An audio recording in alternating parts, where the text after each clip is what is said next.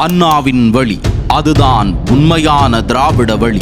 சமூக நீதி, சமத்துவம், சுயமரியாதை என்கிற 3 உன்னத தத்துவங்களை உள்வாங்கிய ஒரு கொள்கையே அண்ணாவழி திராவிடம். அப்பெருங்கொள்கையினை தாரக மந்திரமாக தமிழ்நாட்டின் இறையாண்மையாக கொண்ட பேரறிஞர் அண்ணாவின் உண்மையான வாரிசு அஇஅதிமுக.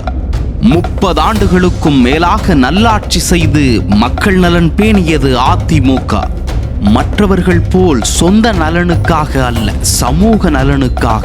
பெரியார் அவர்கள் முன்னெடுத்த தமிழெழுத்து சீர்திருத்தத்தை நடைமுறைப்படுத்தி பெரியார் பரிந்துரைத்த சமூக நீதி கொள்கையின் அடிப்படையில் இடஒதுக்கீட்டை 20%-லிருந்து 50%-ஆக உயர்த்தியவர் புரட்சி தலைவர் எம்ஜிஆர். தனது மாட்சிமை மிக்க தலைவரான பெரியாரின்பால் அன்பு கொண்டிருந்த பேரறிஞர் அண்ணா எப்படி தலைவர் இருக்கையை அவருக்காகவே கடைசி வரையிலும் ஒதுக்கி வைத்திருந்தாரோ, அதுபோலவே புரட்சி தலைவரும் தலைவர் இருக்கையை தான் நிரப்பிக் கொள்ளாமல் பொதுச் செயலாளர் பதவியை ஏற்றுக்கொண்டார். இது தமிழகத்தின் சமூக அமைப்பில் புரட்சியூட்டியது.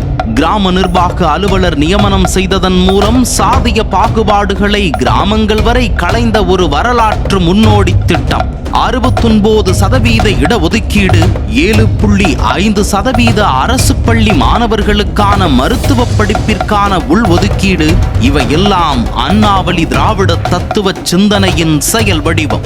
ஆனால் இன்று திராவிடம் என்கிற உயரிய கருத்தியலை தங்கள் சொந்த குடும்ப நலனை பாதுகாக்கும் கவசமாக மாற்றிவிட்டது திமுக.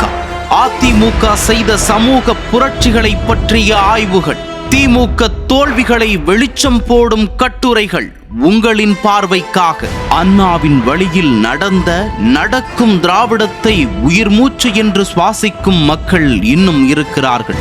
அவர்களுக்கான இயக்கம்தான் அனைத்திந்திய அண்ணா திராவிட முன்னேற்றக் கழகம். இந்த கழகம்தான் உண்மையான திராவிடத்தின் மாசற்ற வாரிசு. உண்மையை படியுங்கள், திராவிடத்தின் உண்மை பாதையை உணருங்கள்.